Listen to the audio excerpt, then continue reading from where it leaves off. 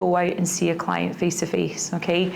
We can get lazy as consultants being in an office, and we can kind of get sucked into that world of Zoom, but it's not fun, okay? I typically do stay in the office just because I'm managing teams as well, but when you're channeling all that energy into a screen all day, thank you, Andrew, it doesn't necessarily have the best outcome, okay? Everybody signed this now? Yeah, okay, there we go.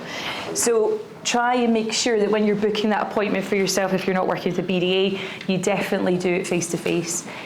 I know what it's like when you first start, you want to keep your costs down, so definitely invite that prospect to the office, okay? Because if you walk in here, just think about your first impression when you walked into the office, how professional it looks. You've got Maria on reception greeting us, super professional. Everyone's offered tea and coffee, water, that type of thing, and then they're taken to a meeting room, okay?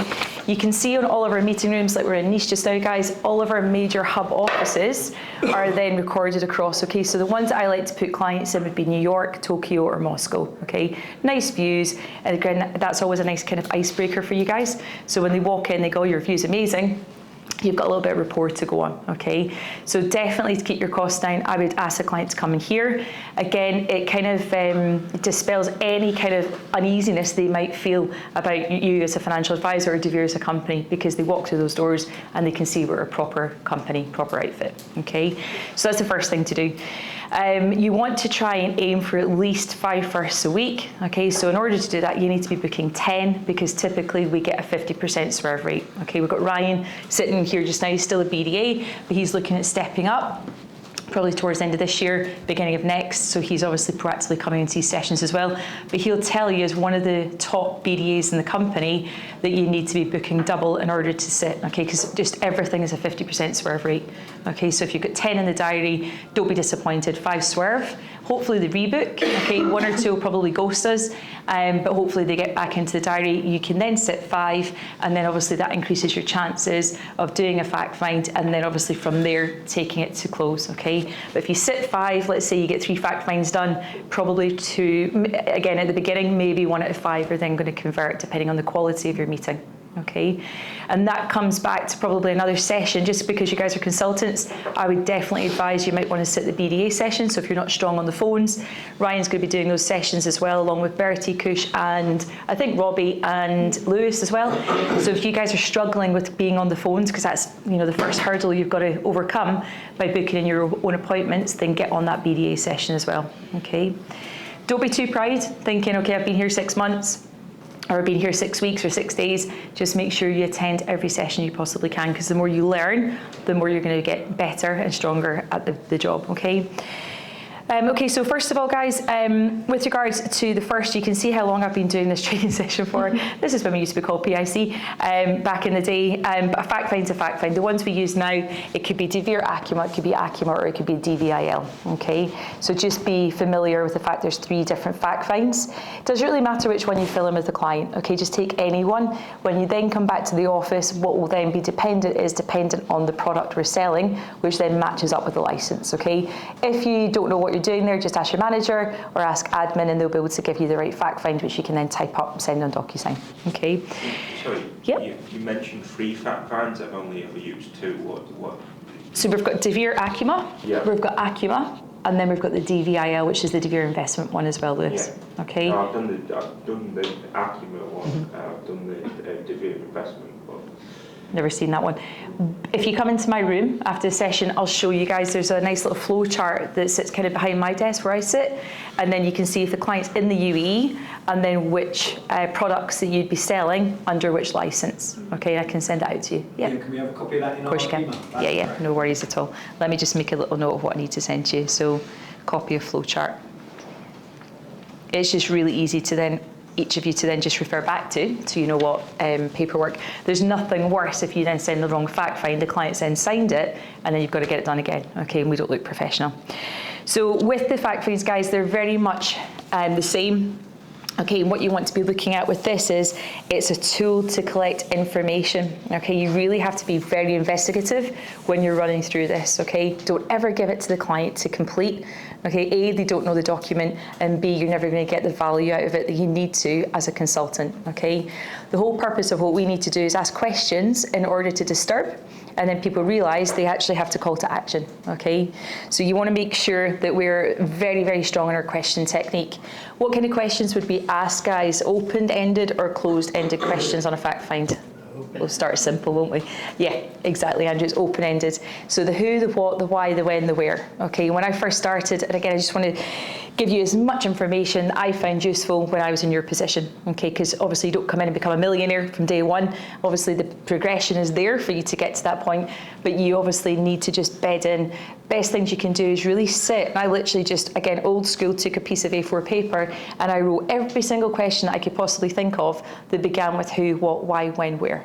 Okay, so when you're in that little bit of a situation where the conversation's drying up or you're not very sure how to get to the next point, what you don't want to do is ask a closed-ended question where they can say yes or no. Very similar when you're on the phone, you're going to just be shot down if it's a closed-ended question. Okay, so how long have you been in Dubai for? They can't say yes, they can't say no, they have to give you an answer. Okay, and that then expands from there. Who did you come to Dubai with? Okay, I'm here with my family, I'm here with my husband and 4 kids. Okay, great, God, that must be expensive for schooling. Well, actually, my husband's a teacher. I get a reduction on school fees, for example. Thank you, Greg. Oh, look at this. The perks, right? Thank you. Need my caffeine fix, keep going. So you want to be asking those open-ended questions at all times, guys. So literally just write a full list out of who, what, why, when, where. That's super helpful. And then what you want to do is position that the whole way through this fact find, okay? So literally the first page, don't take anything for granted, don't leave any stone unturned. When you're on the phones, you will do a booking sheet, okay? So even as a consultant, you should still do a booking sheet, okay? If you don't have booking sheets, let me know. Again, Ryan can send one across to you guys afterwards, or send it to me and I'll send it to you guys. But the booking sheet is mandatory in order for you to reduce your swerve rate. Okay, so if you're booking appointments and then you're getting loads of swerves, it's because you're not strong enough on closing that appointment on the phones. Okay, so again, that question technique comes in super handy as the BDA side of the role, which you have to do until you're then up and running yourself. Okay. So what you want to be doing then, guys, first page here is obviously you would have had the full client's name because they're washed clean to your core system, and you've got their mobile number. Quite often, in fact, you'll definitely have the email address because you've booked the meeting. Okay, so whether that's on Zoom or it's a meeting request because they're coming into the office and you've sent a location map. So try and fill as much of this out from the information you've got from the booking sheet as you possibly can. Okay, again, it doesn't look very professional if you sit down and I go, so Andrew, what's your surname? Okay, well, I already know that. I've just been too lazy to actually record it. So try and get planned and prepped as best you can. Okay, it's really important that we get that emergency point of contact on there. So again, that's one of the things a deal will not go through for if we leave blanks on this fact find, because if something happens to our client, we need to have somebody that is the emergency point of contact. Okay, so always make sure we do that. And it's after you. Just on that, I was just thinking, if we've got a couple that are signing up together on a reg, for example, could we just put each of their other contact numbers as their emergency? You can do. Problem is if they kind of like move together and then they're out the country and you can't get them, it's always prudent just to have somebody else. And God forbid something happens to them together, you've then got another emergency point of contact there. That kind of coincides as well, guys, at the end when we're looking at beneficiaries. So if, God forbid, the husband and wife are doing something together and they both were to pass, then obviously there's a contingent beneficiary as well, okay? We always just want to make sure that no matter where our clients go, we can get in touch. Okay, and the other thing to be prudent with is take their email address for work, okay, because that's the booking address for the Zoom or to invite them into the office.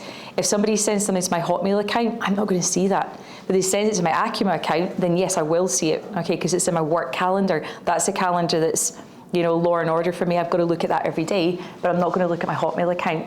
So I always say to the client, listen, I'll take your personal email address for when we're obviously discussing any personal financial aims and objectives, but in purposes for the meeting, I'll make sure it's in your calendar for work, so it's then blocked out your diary, you don't overbook, okay? So again, just a nice little tip, guys, to stop that from happening.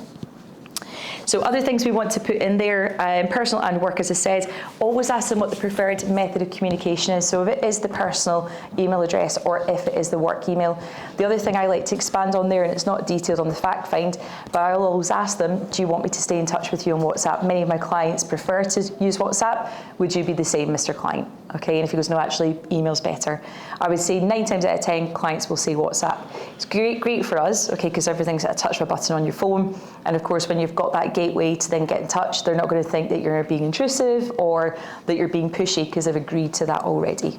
Okay, but definitely use WhatsApp. I think the majority of us, especially anyone that's experienced the business, we actually get a lot of business done on WhatsApp, okay, for like reinvestment when they're already a client.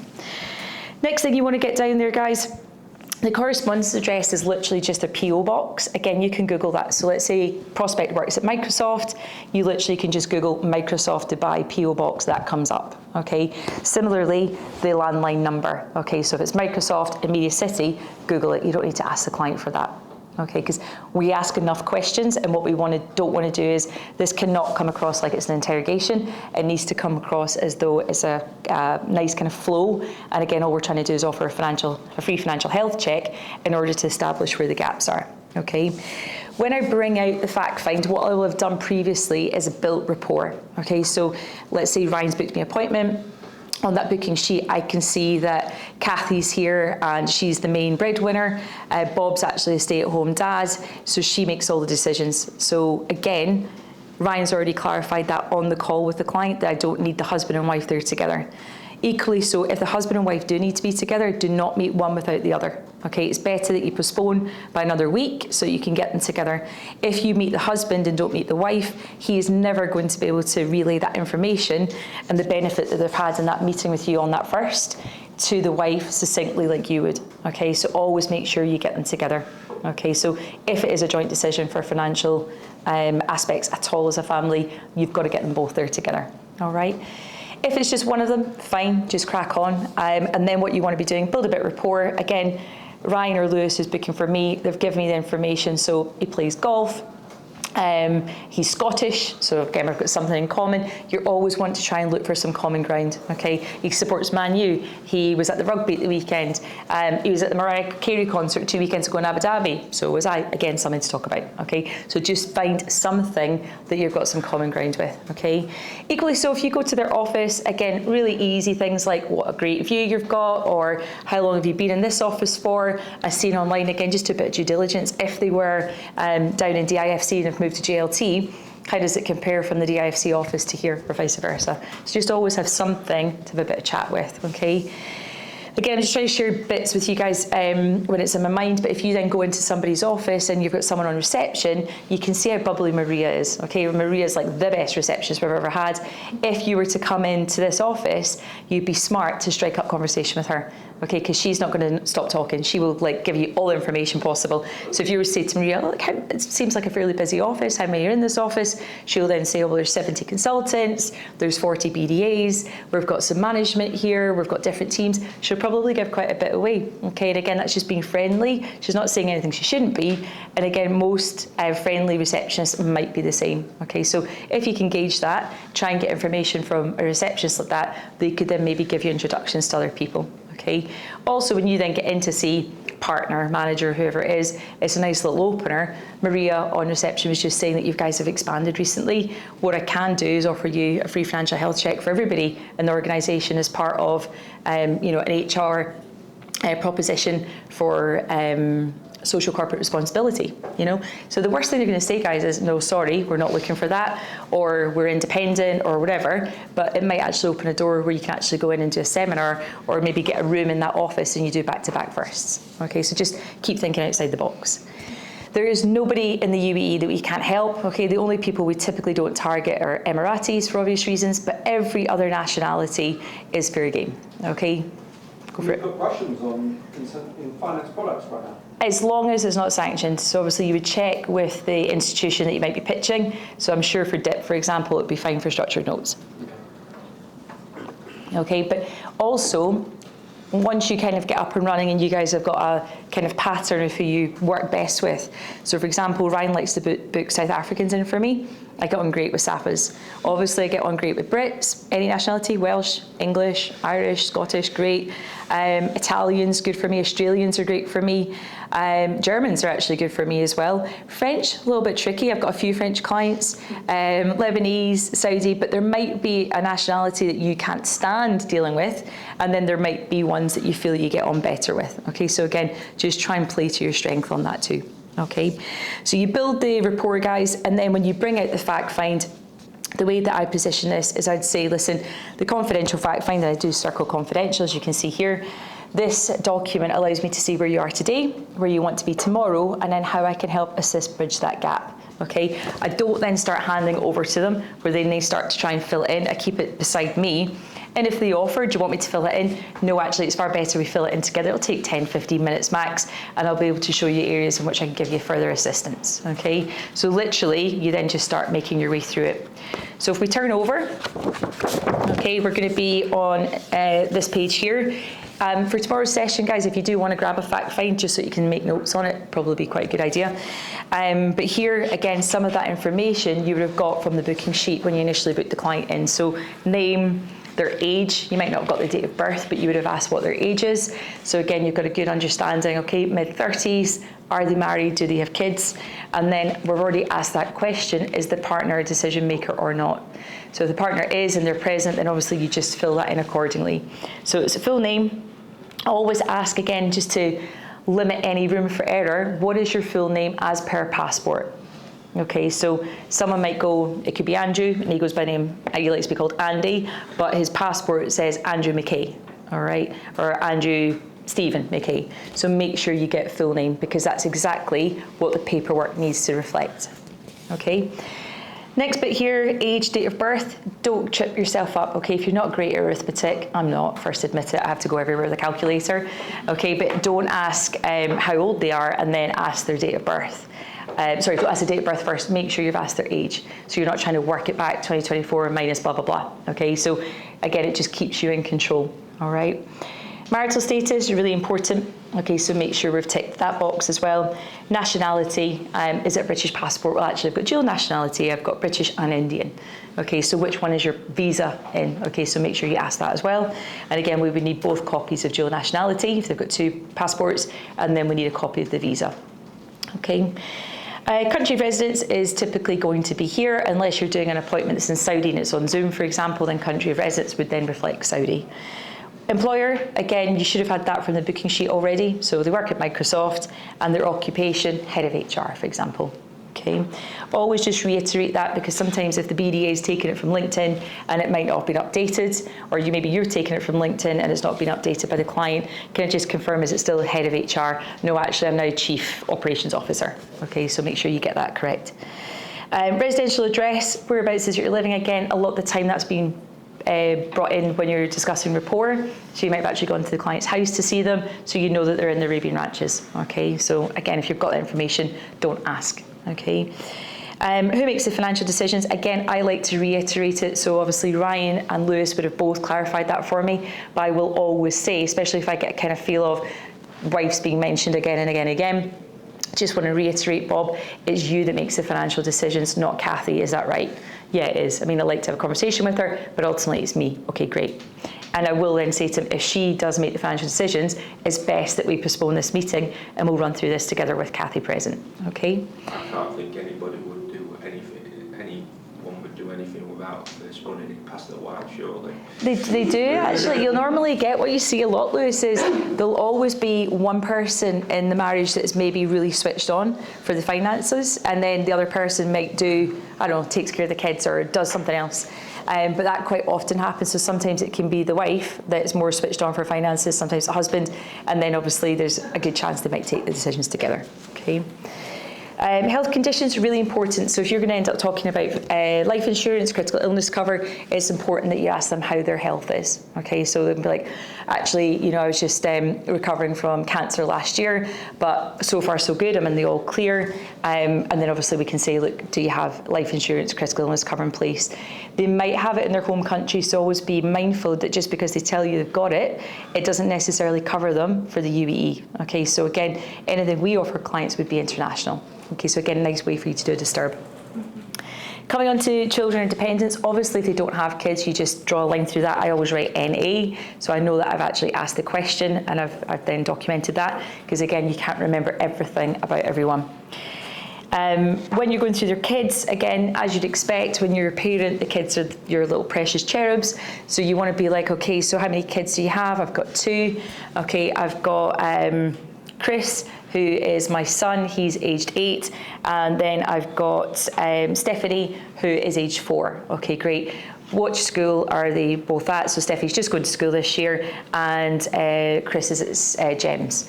Okay, great. What are you paying on education fees? Because it's super expensive here. Yeah, tell me about it. Steffi's about to start, so let's just budget for that as well. It's 60,000 dirhams per child per year, okay, which is then due to increase. Okay, so again, just make sure you're asking on that. Great way for you to lead into this question here, guys. Do you have sufficient savings for your children's education?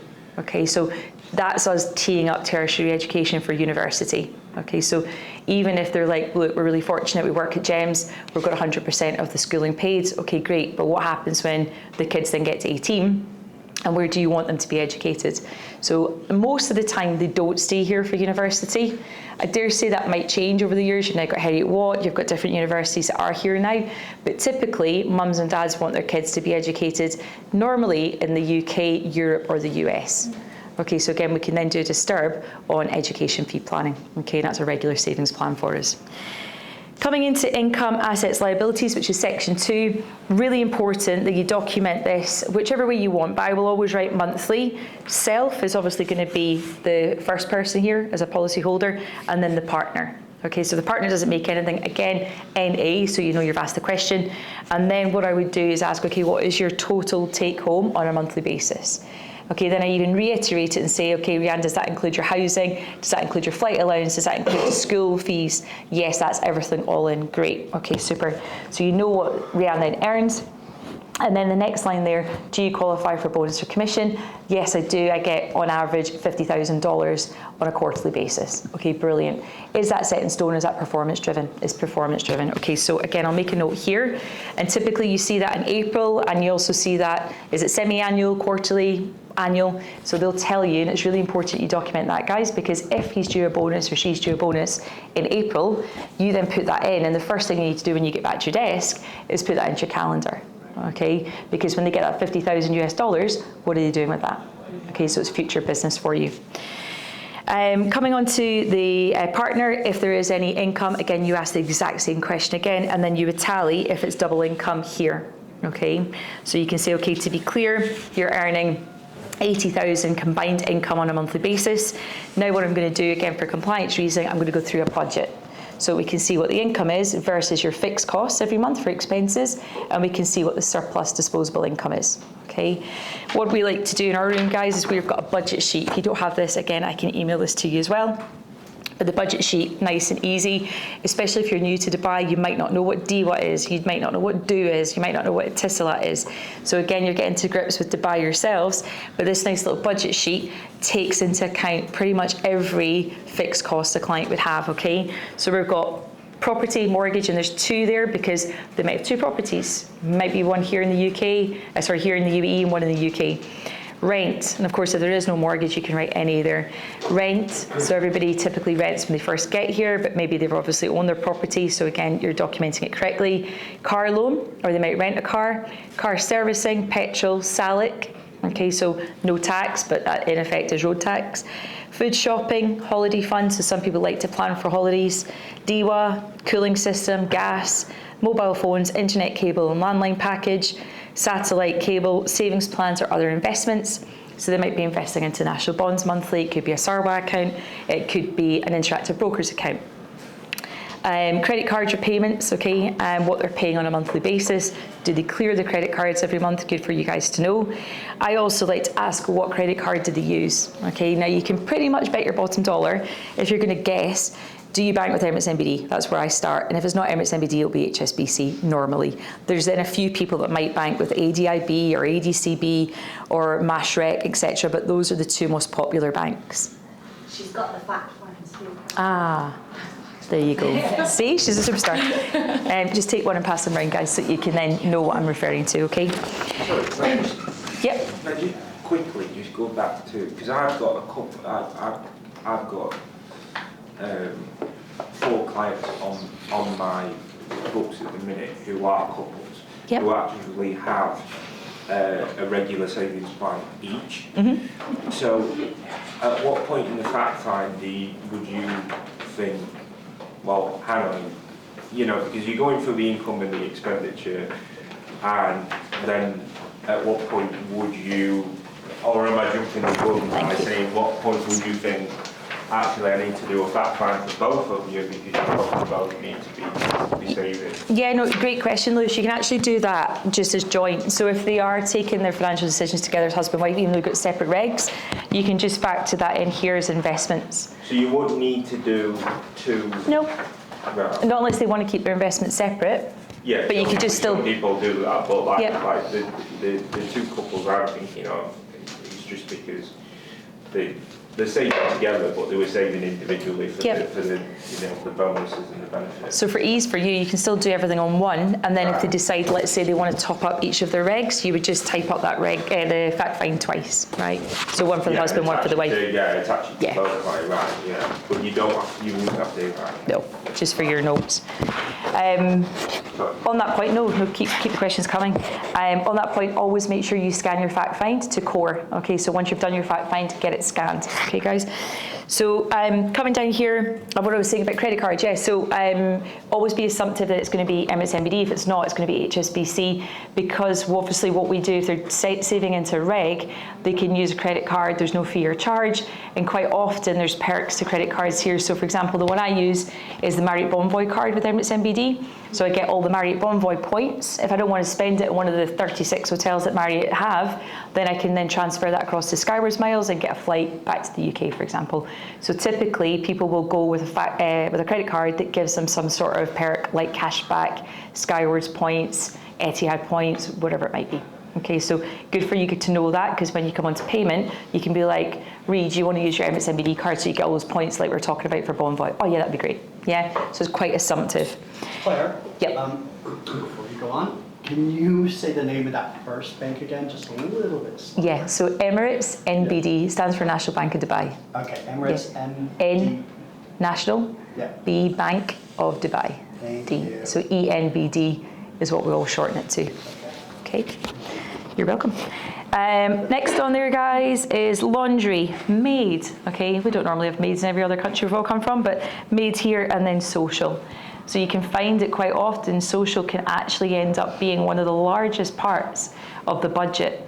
And again, it's a great way for us to start. Okay, so if the client's saving nothing but spending $10,000 a month on booze, you can be like, listen, the biggest part next to your rent every month, Mr. Client, is your social. All right, and what's that going to get you? A hangover. Okay, it's not going to get you anything else. Yeah, easily. Well, actually, to be fair, when you see some of them You can see how they shopping do it. trolleys in Africa and in East. Yeah. So you want to make sure, then again, it's a nice way to be able to do a bit of a disturb. There's other at the bottom, so clothes, books, there could be miscellaneous. I get a lot of clients these days that actually contribute to charity, and that is something they do as part of their kind of like daily budget. So it comes literally, when they get paid, a percentage of their salary will go to charity. So you can add other bits in there. So for example, if they don't have like, I don't know, let's say they don't have property, you can just score that outright charity. So, you know, this is for you guys to take notes, write all over it, so you're getting maximum benefit. I will always ask, do they have any other fixed costs? So here, another thing you might want to ask is golf membership. It's an expensive one. Gym membership. Even though we've got gyms in all our buildings, some people might want to fancy a gym at Fitness First or Gym Nation or whatever it might be. So just make sure you've covered absolutely everything, because then there's less chance when you've then gone, okay, your income's 80, you're spending 40, we're left over with 40, you can easily save up to 50% of that on a monthly basis. Then they're not going, oh, I forgot to tell you this, oh, I forgot to tell you that, and all of a sudden it's coming down, it's coming down, it's coming down. So you want to make sure you've done a really thorough job on that. Okay. Do you guys have a copy of the budget, or do you want me to send this to you? Send it, yeah. Okay. And Claire, is Yeah. auto insurance on there? Because I didn't see that, and that's usually Yeah. what it was. Okay. Auto insurance, normally that's paid up front for the year. Yeah. Some people put their rent and they'll pay that up front for the year, but I will then build that in monthly as well. Okay. So you can obviously, some people go, no, like I pay that yearly, I don't need it on a monthly fixed costs. But ask the question. Would it be normal for you to see medical costs? Yes, so medical insurance, a lot of the time that's paid for by their company, so it's not a cost to them. But if they're paying something themselves, then yeah. Okay. Any other questions on budget, guys? No, simples. So where that's taken us to, if you're looking at your fact find, again, you guys have got Acumav, it's the exact same. You just flip over, we're now at the bottom here. Okay, so you'll have written in, so again, I like to use this separately, and then you can just type it up on here, or you type it up on here and just add it to your DocuSign to be signed by the client, okay? You've got the expenses, and then you understand what the disposable income is. So I just mentioned it there, we never overcommit our clients. The maximum we ever suggest they save is no more than 50% of their disposable income. So if they've got 40 left over each month, we can take up to 20. If they've got 20, we're going to take up to 10. If they've got 10, it's up to 5, okay? But don't overstretch the client, all right? Yeah, basically it's just 50% of disposable. So if they've got 40,000 dirhams left over as expenses, surplus, you can take up to 20 for investment. Did you have like regulatory problems due to it, or is it like due to regulations or as of ethics from the company? Ethics in the company. So what we don't want to do is if we overcommit our client and they've got, they're saving like 70% of their budget, we're not allowing for miscellaneous things to happen, things that, we don't expect, where their engine might blow up in the car. God forbid they have a sick relative they've got to fly back to the UK to go and see. So we want to make sure that it's affordable. It's always better. Sadly, guys, our reputation isn't great. I'm not just talking about De Beer, I'm talking about financial advisors in general, as we all know. It's like car salesmen, it's like accountants, it's like lawyers, okay? Everyone just thinks you're out for fees. So it's quite refreshing that, again, one of the questions I'll ask as part of the report before I get into the fact find is, Lewis, how much do you actually want to save on a monthly basis? I understand Ryan's mentioned it is for retirement. Have you thought about a figure you feel is affordable? So Lewis might hit me with, yeah, I want to save 25,000. I'm really kind of putting that aside already. But it might then so happen that when you go through the budget, Lewis has only got 25,000. Okay, so you're not going to tell him to put all 25,000 into a savings product, but he might want to start with maybe 7 or 8. And again, Lewis isn't expecting me to say that as potentially becoming his financial advisor. He's going to go, yeah, cool, put it all in. That's what they expect of us. So again, I'll just take that step back. And I always say to clients, let's start with something smaller, more comfortable. We're going to see each other on a quarterly basis because our commitment to service is to see our clients quarterly. We can always increase every 12 weeks if you wanted to. Okay, but let's get you used to even saving 5,000 a month. Okay. So don't shoot yourself in the foot, so obviously don't go too low, and obviously you need to work out what the client's expectation is, which I'll take you through in a second, okay, because we need to know what the goal is, and then make sure we're saving enough to reach that intended goal, okay. So if we flip over to liability section, so this is where you would document car loan, this is where you document your credit card, okay, you don't document your mortgage, okay, there's another section for property, and mortgages are considered to be a good debt, guys, okay, so credit cards, obviously bad debt, because if they're not paying that off, they're going to be paying horrific interest rates, personal loan, they're going to be paying interest rates on that. Sometimes, again, just to kind of let you know what else will go in there is student loans. So if people have left the UK, typically kind of early to mid-30s, they might still be carrying the bugbear of a student loan, and they might then be paying that back to the UK. So again, just make sure that you've kind of covered that on that budget as well, because that's obviously coming out monthly salary. Okay. The other thing you want to do, guys, is do a real proper job on this. Don't think, oh God, it's debt, I don't really want to record it. We have to record everything so it's completely compliant, and it's a real picture of what that current person's financial status is. So under company or loan provider, that would be the bank, so Emirates NBD, HSBC, ADIB, whoever it might be. So that's the bank that's given them the loan.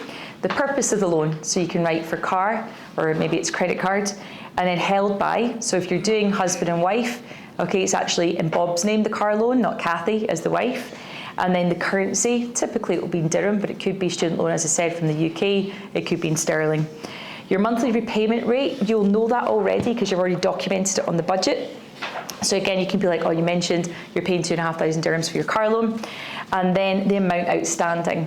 Okay, now they're either going to know the amount outstanding, or quite often what they do remember is actually the final repayment date. So they go, yeah, I've got 2 years remaining on that. So of course you can then just work that back and then fill in the gaps. But it's really important you know that. So you have to have either the amount outstanding or final repayment date, because obviously if they're paying 2,500 dirhams for that car loan and that finishes in June, guess what? That's 2,500 dirhams that's not being directed to pay off debt. It's now being directed to investment with you potentially. Okay. Coming down into personal balance sheets, short-term assets just means what cash they've got in the bank. Okay, and again, be really thorough on this. Don't just be like, oh, Andrew, you mentioned you bank with ENBD. I assume it's a current account. Yeah, how much is in there? 20,000 dirhams, and then move on. So you have to be really quite thorough and quite pushy on this. So Andrew, you've got your current account with Emirates NBD. Is that where your salary gets paid into? Yes, it is. Great. What's your current balance? So you might tell me 20, and I'll be like, okay, well, you're earning 60, and your wife's earning 20 a month, so you've got 80 coming in as a combined monthly income. So can I assume that at the end of the month, you will have another 60 in on top of that? Yes, that's correct. Okay, and do you have a savings account with Emirates NBD? And then just wait for the answer. Okay, and what other accounts do you use here in the UAE? Well, I've actually got an ADCB credit card as well. So if that then kind of crops up, but you didn't mention it back here, or maybe it's cleared, there's no debt on it, and it's just ADCB card. Okay, who do you bank with offshore? Okay, I bank with Lloyds International and Isle of Man. Great, what currencies are you holding that account in? Well, I hold it in dirham, I've got euro, I've got sterling, and I've got dollar. Okay, great, I need the balance for each. Okay, so then you've got all of that. Who do you bank with back in the UK? Andrew was in Manchester before, so let's say he banks with Nationwide. Okay, it's Santander. So great, you've got a Nationwide account. Is that current or is it savings, or do you have both? And again, you ask those questions religiously for every account, because that's then going to build a picture where we might have 3, 4, 5 accounts, as opposed to you just looking at, okay, well, where does your salary come in, and not considering any other lump sum, okay? By doing that, guys, we've hopefully got like maybe 2, 3, 4, 5, sometimes 6, 7, 8. That could sometimes all be filled in, especially if it's a husband and wife. And what's really important, can I assume, Andrew, that's 0% interest on that account? Yeah, it is. It's a current account. I'm getting nothing. Okay, and on that savings account with Lloyds TSB in Isle of Man, are you getting anything on that? Maybe 1.2%. Okay, well, inflation's running at X. That's doing nothing for you. How many years have you been holding that, or how many years is it taking you to get that 200,000 US dollars? Okay, well, I've been saving there, that's probably been sat there for a good 4 years. Okay, so again, you can see where we're building this picture for the Disturb guys. 4 years of that money doing nothing, yet maybe even taking, again, 50% of it, so $100,000, and putting it into one of our prime market notes, giving 2% a quarter. Okay, you can work out the math on that. So basically what I'll then say to the client, look, what is your emergency number here? Everybody's got their little safety blanket where they like to punch in the ATM, their PIN code, and they see that nice little number. They go online to their online banking. What is your number? Because clearly, I'm sure you agree with me, you're overweight in cash right now with 436,000 sterling across all the currencies you're holding. Yes, I am. I just didn't know what to do with it. Okay, great. If I can show you 1 or 2 ways to get that working harder, would you be open to that, Mr. Prospect? Yes, I would be. Okay, great. And again, what I do is I just put a big asterisk there, basically, because then I'm reminding myself to come back to that as part of the reason where we can give some help, and that's a gap that we've identified. Okay. We then come into medium to long-term assets. So this is when they might have a platform account. So they might have a Robinhood account. They could have an interactive brokers account. They might have Saxo. They might have Hargreaves Lansdowne back in the UK. They could have pensions. Okay, so that's where you want to document that, guys. And again, get them to tell you everything. If they're Jordanian, Lebanese, Indian, Pakistani, they could be holding gold. Okay, so again, just that nationality will actually want physical, shiny stuff that they probably keep in a safe. Cultural. That's all it is, cultural. And again, if you're speaking to typically younger demographic, they're probably going to have crypto. All right, Ryan, who's bought more crypto this year. So crypto, again, be expecting to have some of that listed there. So again, just ask everything because you want everything on paper, okay? If they're doing their own investments, let's say Saxo, they're managing it themselves, how's that performing for you? Oh, I thought I could manage it myself, but it's an absolute nightmare. They've just reinforced why they need to work with you as an advisor. They need that guidance, they need that help, okay? Or it was, doing amazing and then all of a sudden COVID hit.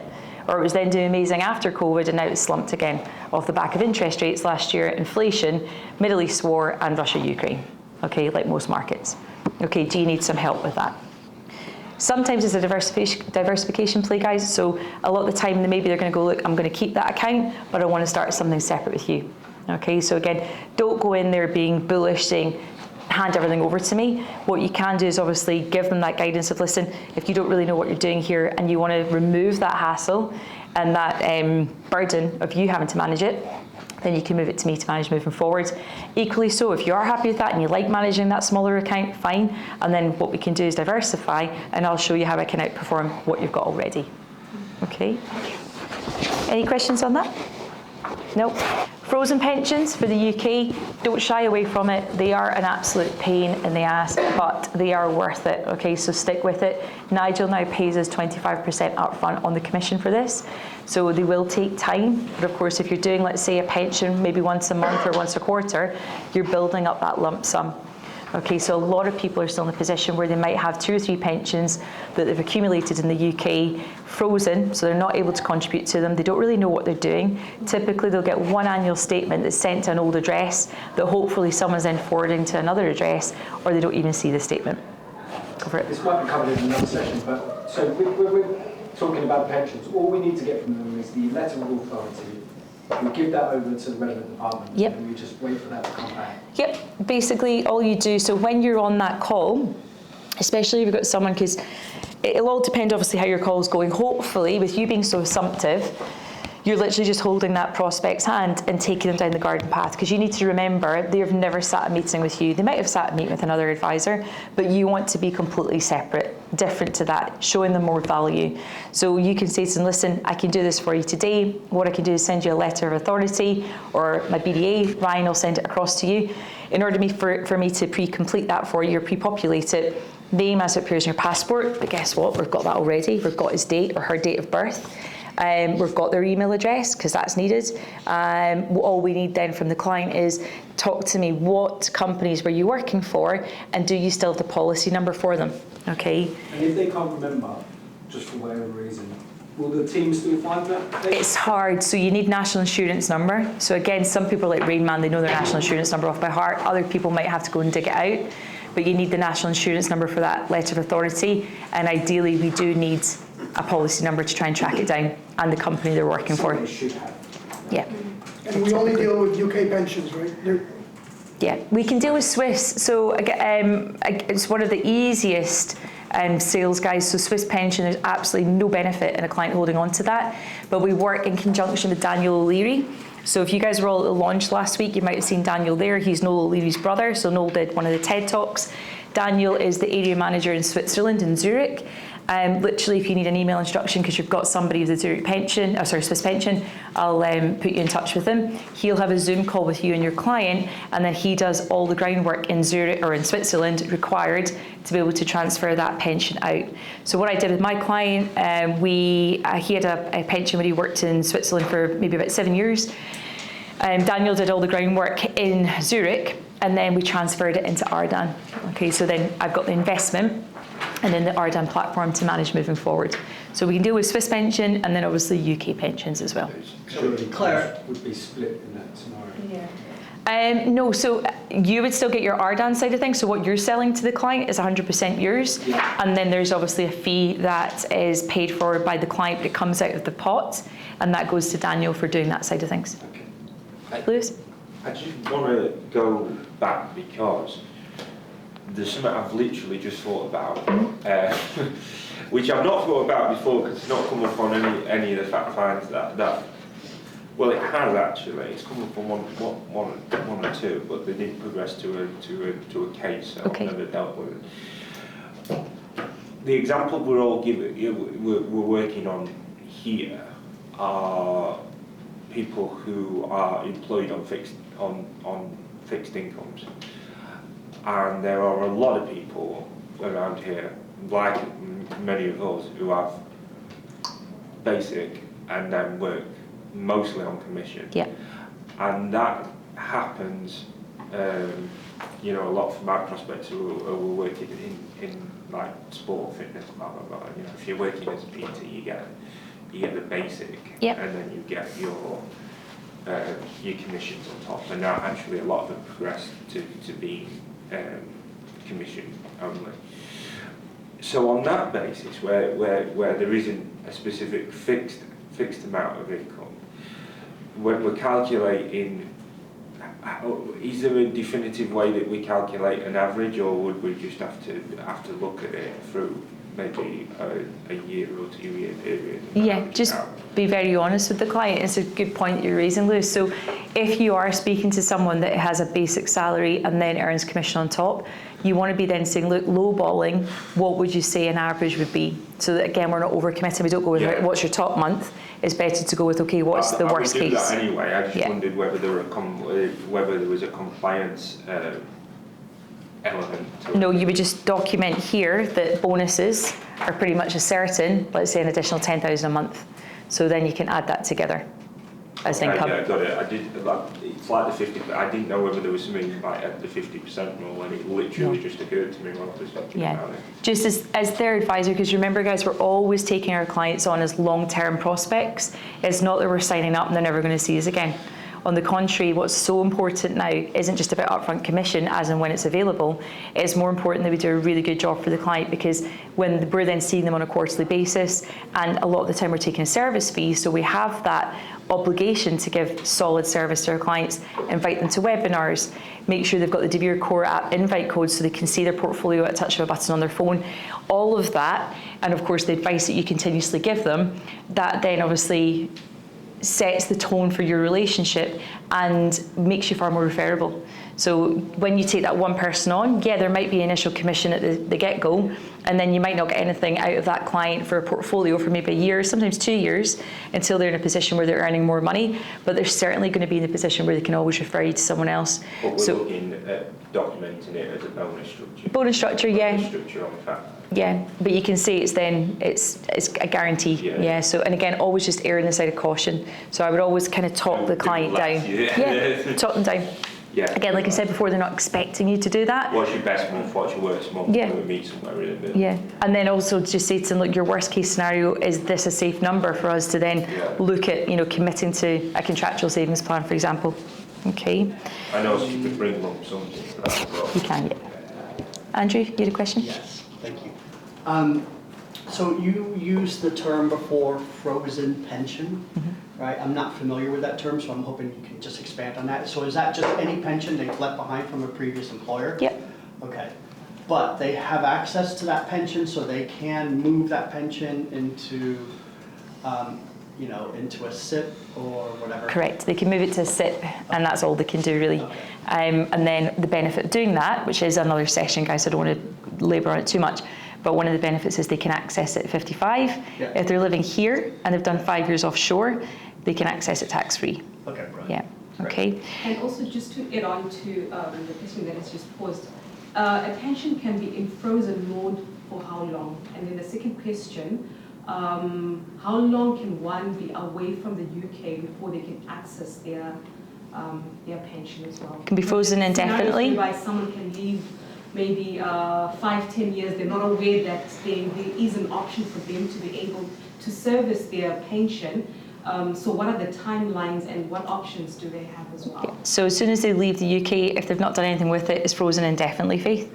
One of the things we are able to do is consolidate. So if they've got 2 or 3 pots, consolidation is a great exercise because then it's in one place. And rather than 3 sets of charges, we're consolidating it to one. Your other question was? It was just the timelines. How long can one be away before they can access? So you have to be offshore for 5 years, and then you can access it at age 55. So you must do 5 years offshore, age 55, you can cash that in. Okay? Is it both? 55 and 5 years, or is Both. it? Okay. Both, yeah. It's pension busting if you're under 55, so we can't do it. Okay. If you leave it in the UK, though, it could be different. Yes. If you've got a defined benefit, it could be 65. that you Yeah. can access. So each pension is different, like Ryan's just said. Maybe sometimes they'll give access at 60 in the UK, it could be 65. But again, a benefit with us is you move it into SIP, you've got access at age 55. Okay. Yeah. It's also good to start, position it as a questionnaire and just say, do you know what age you can actually access your pension at? Most people don't know. Reason to book in. So make sure you've got your pensions documented here, guys. Like we were saying, coming back to your question originally about LOA, so it's national insurance, name as per passport, date of birth, policy number and scheme number as well on there, okay? You also need residential address, and quite often now you need to actually have changed the residential address with the scheme to reflect the UEE in order to transfer. But again, if you do have the ability to move a pension, just speak to your manager and they'll give you the ins and outs of next steps, okay? Flipping over, we've still got another 9 minutes, so we'll make the most of this, guys. We've then got the property asset section. So this is where you will detail every property that the client owns, okay? And then it's really important we just make our way along here because this is all building a picture of their wealth. You may come across people that think, okay, I'm just building a property portfolio because that will be my retirement. Okay, but remember, if they only have one property, that can't possibly be considered their retirement because they may have to live in it. Okay, so again, just put that back on the client. Oh, I've got a flat in London that I bought in 1990 for 200,000. It's worth £1 million now. That's my retirement. Well, it's not if you need to live in it. Okay, so again, just make sure we're kind of like keeping our wits about us there. Details of the property, so that's the country. So if they own here, Arabian Ranches, they've got a villa. The date of purchase, so it was back in 2019, and purchase value, price they paid, okay, and then income received. So if they're living in it, you just write family home there because there's no rental income. Current value, so it's gone from 3.5 million to 4.5 million, and then the mortgage outstanding. So they're paying 16,000 dirhams a month for their mortgage, and they've got 1.75 outstanding to be paid off. So again, the reason you ask that, just very similar to what I was saying about the liabilities, you always want to know when that mortgage is going to be paid off. Here, because a lot of people are earning very good salaries and tax-free, they're incentivized to pay that mortgage off quicker. So again, if then 16,000 is not going towards a mortgage, that could be going towards investment. Okay, so always just make sure you've got a note of that. Then they might say to you, they're from Wales, so they've got a property back in Wales in Cardiff. Again, go through those, okay? They've actually got another property because they bought their mum's property and the mum's now living there without having to pay any mortgage, and that will then go back to them as inheritance. Okay, so just document all that there. If they have no property, again, you want to ask that disturbed question. Does property excite you? Is that something you want to build as part of your financial portfolio? Yes, it is. Okay, what's your time frame? Probably within the next 5 years or within 12 months. Okay, so then you can flip back to here with the cash in the bank. Okay, well, if it's in 12 months, where are we going to get the money for that? Okay, because if they've got nothing, that's going to be a pipe dream. Okay, so you need to then build it, put that to them, and then show them, listen, we need to start saving monthly in order to be able to build a deposit for property if that's one of your goals. Okay, or if they're sitting on a whole load of cash, we can see where some of that will be earmarked. Okay, and again, there, guys, be open-minded. Obviously, we've got Simon's team that can sell property now locally. Okay, and then obviously we've got API who we work closely with for UK property purchase as well. Okay, arguably property is the highest percentage-driven commission product we've got because we get 2% commission of the total value. So if you're selling like that beautiful development in Manchester, name escapes me, it's not Viaducts. W. What's it called? The W. W, thank you. Can't believe I didn't remember that one. But yeah, 2% when it's like $500,000, 600,000. Steny had an unbelievable week that week. And again, if Steny can do it, you can do it. So it's there to be had. Literally take the pressure off you guys, because Lewis Finn, he's fantastic at what he does. He will sit the appointment for you. Don't just pass it on though. Make sure you sit that Zoom call or that face-to-face call with him, because that's how you'll learn how to sell property yourself. Okay, but it's a great way to earn commission. Okay, and again, a lot of people, yeah, it's huge, isn't it? A lot of people still want to do investment side of things, so they might have the pension that you can consolidate, they still might have a lump sum, they might want to do a regular savings plan for the kids' university fees, and they want to do property as well. Okay, so it's not necessarily just one thing. Okay, moving down here, guys, so when you're traveling, do you use a multi-currency card? The reason for that question, in case you guys haven't had any training on it, we have the Vault card. So again, clients can apply for that. It's a multi-currency card, so when you travel, you basically preload this debit card with the euro, sterling, or US dollar. Okay, so again, just Google it or go onto our website, you can see more info on that. And then coming down to family security and protection, this is arguably the most important section of the fact find, because we should not be pitching investment if the client doesn't have sufficient protection. Okay, because what good is it if we start a regular savings plan saving 5,000 dirhams a month, 3 months into that, the client then pops his clogs. Okay, leaving a wife and kids behind and 15,000 dirhams in a savings plan. Okay, it'd be far better value and the correct advice if you actually put a percentage of that 5,000 dirham towards insurance, where he's then got $500,000 if he's to pop his clogs, and leave that to his wife and kids. Okay, so again, make sure that you're well versed. Again, there will be life insurance and critical illness cover done as a separate session. Critical illness, cancer stat now is 1 in 2 of us will be touched with cancer. Okay, so if you look at the numbers in this room, half of us are going to get cancer in our lifetime. The upside of that now, with the advances in medicine, we've got a good chance of pulling through. Okay, we need to make sure that our clients at least have the discussion. Okay, don't ever leave that unturned or think, well, it doesn't pay me much commission. It's the right thing to do by the client. Okay, so if they are diagnosed with critical illness, typically we cover them for 2 years' salary. They just need to focus on getting well again. Their medical insurance, not to be confused with critical illness, medical cover covers them for the chemotherapy, radiotherapy, what they need from the hospital, but the critical illness cover literally is replacing salary. Because here in the UAE, they typically by law would only need to pay us maybe 6 weeks, and then they don't actually need to pay you anymore. So that would force a lot of people to have to leave the UAE, go back to their home country, which might not necessarily be what they want to do. Okay, but if you allow them and provide financial security to be able to stay here, they can still pay their rent, their DWA, their due, their kids' school fees, life carries on. Okay, I personally had a situation with one of my clients. She is a very good lawyer down in DIFC, works at Clyde & Co. She refused when I first took her on. She's a single woman. She's like, I don't need life insurance or critical illness. I've got nothing to leave to anybody. And that was her stance on it. Okay, and I did cover it, which again, there's a little bit of reprieve there for me. But then it's like 2 years into being my client, I went into her office and she's walking towards me wearing a kind of headband. And I thought, well, maybe this is a bit of fashion or whatever. She got closer, she got bruised lips. And then we went into a meeting room. She sat me down and told me she had breast cancer. Okay, and that for me, when she had nothing in place for critical illness, she pretty much worked the whole way through having breast cancer, which she wouldn't have needed to have done, or maybe she would have the choice whether she wanted to do it or not, if she had that critical illness payout. Okay, so it's so important, guys. Okay, make sure you have the conversation with the client. Nobody knows when they're going to fall off their perch, all right? Okay, we see horrendous accidents all the time. We hear horrendous stories. So again, just make sure, again, as an advisor who actually gives and cares about their client, make sure you've had that conversation, okay? If they are completely adverse to it, document it here. Client has refused protection, okay? And also be mindful, there are some nationalities that just don't believe in it. It's inshallah if they're to die today or tomorrow, okay? So just make sure you've covered yourself and you've basically had the conversation with the client, okay?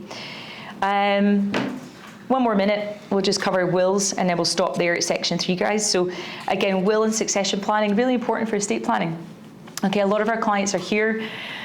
If they're like me, 14 years now, okay, I don't have any intention of going back to the UK just yet. I'll probably do another 5 years, could be another 10, could be another 15, who knows.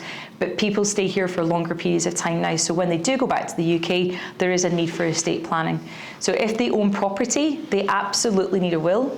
If it's just investments, they don't necessarily, because you can obviously note beneficiaries for investments. Okay, but it's always good just to get that in place. And the final question under wills is, who are the beneficiaries?